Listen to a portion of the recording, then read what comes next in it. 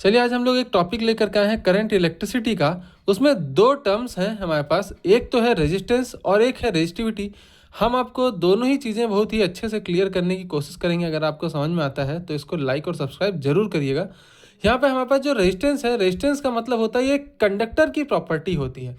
Resistance is a property of a conductor. इसमें conductor क्या करता है, जितना उसमें से करंट फ्लो हो रहा है वो चाहता है कि उसको रोके। तो वो जो रोकने की उसकी कैपेसिटी है या फिर उसकी प्रॉपर्टी है, वही हो जाता है उसका रेजिस्टेंस।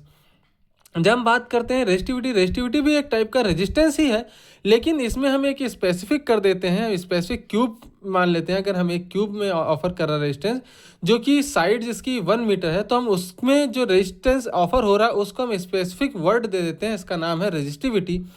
तो ये दोनों में ही डिफरेंस है। यहाँ पर एक फार्मूला है R=ρL/A। बहुत ही इंपॉर्टेंट फार्मूला है, इससे बहुत सारे न्यूमेरिकल्स भी बनते हैं।